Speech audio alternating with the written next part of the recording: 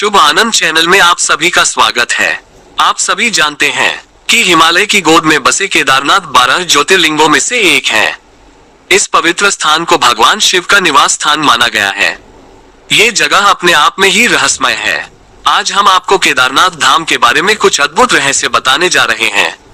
शास्त्रों में बताया गया है कि केदारनाथ धाम में सबसे पहले मंदिर का निर्माण 5 पांडवों ने किया था, लेकिन वह समय के साथ विलुप्त होता गया और 400 से भी अधिक वर्षों तक यह मंदिर बर्फ में दबा रहा। फिर आदिगुरु शंकराचार्य जी ने इस मंदिर का पुनः निर्माण करवाया था। रहस्यमय बात यह है कि उनकी समाधि आज भी इस मंदिर के पीछे ही उपस्थित है। पहला रहस्य, क्या आप जानते हैं कि शिवलिंग की उत्पत्ति कैसे हुई? महाभारत का युद्ध समाप्त होने के बाद पांडव सभी कौरव भाइयों और अन्य बंधुओं की हत्या के पाप से मुक्ति पाना चाहते थे, जिसके लिए वह भगवान शिव की खोज में हिमालय की ओर गए। पांडवों को अपनी ओर आता देख भगवान शिव अंतर्ध्यान होकर केदार में जा बसे। पांडवों को जब ये पता चला तो वह भी भगवान शिव के पीछे केदार पर्वत पहुंच गए। जब पांडव भी केदार पर्वत पहुंच गए तब उन्होंने देखा भगवान शिव ने एक भैंसे का रूप धारण कर लिया और पशुओं के बीच में चले गए। भगवान शिव के दर्शन पाने के लिए पांडवों ने एक योजना बनाई, जिसके बाद भीम ने विशाल रूप धारण कर अपने दोनों पैर केदार पर्वत के दोनों ओर फैला दिए।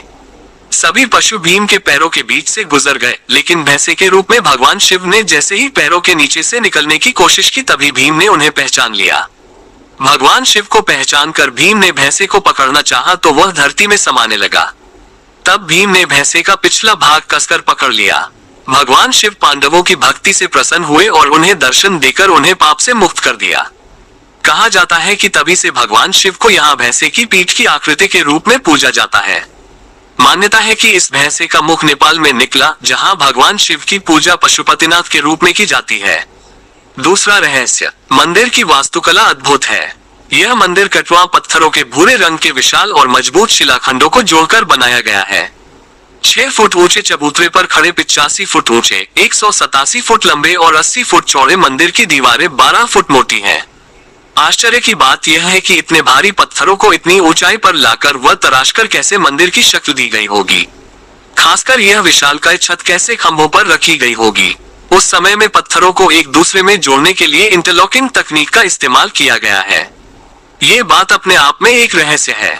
तीसरा रहस्य, शीत ऋतु में मंदिर के द्वार बंद कर दिए जाते हैं और मंदिर अगले 6 माह तक बंद रहता है, लेकिन मंदिर के अंदर एक दीपक जलता रहता है। पुरोहित ससम्मान पट बंद कर भगवान के विग्रह एवं दंडी को 6 माह तक पहाड़ के नीचे ऊखीमठ में ले जाते हैं। 6 माह बाद मई के महीने में केदारनाथ के कपाट खुलते हैं, तब उत्तराखंड की यात्रा आरंभ होती है।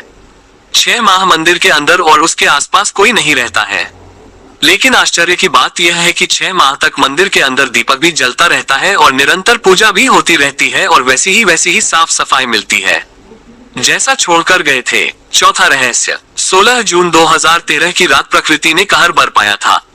जल प्रलय से कई बड़ी बड़ी और मजबूत इमारतें ताश के पत्तों की तरह ढहकर पानी में बह गई थी, लेकिन केदारनाथ के मंदिर का कुछ नहीं बिगड़ा। आश्चर्य तो तब हुआ जब पीछे पहाड़ी से पानी के बहाव में लुढ़कती हुई विशालकाय चट्टान आए और अचानक वह मंदिर के पीछे ही रुक गई। उस चट्टान के रुकने से बाढ़ का जल 2 भागों में विभक्त हो गया और मंदिर कहीं ज्यादा सुरक्षित हो गया। ये शिला इतनी विशालकाय है कि सबने इसे भीम शिला का नाम दिया है। पांचवा रहस्य, पुराणों की भविष्यवाणी के अनुसार इस समूचे क्षेत्र के तीर्थ लुप्त हो जाएंगे। माना जाता है कि जिस दिन नर और नारायण पर्वत आपस में मिल जाएंगे, बद्रीनाथ का मार्ग पूरी तरह बंद हो जाएगा और भक्त बद्रीनाथ के दर्शन नहीं कर पाएंगे।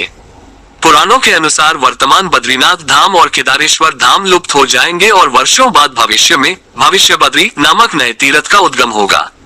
अगर आपको ये वीडियो अच्छी लगी हो तो लाइक, शेयर और हमारे चैनल को सब्सक्राइब जरूर कीजिएगा और कमेंट्स करके हर हर महादेव जरूर लिखना। हर हर महादेव।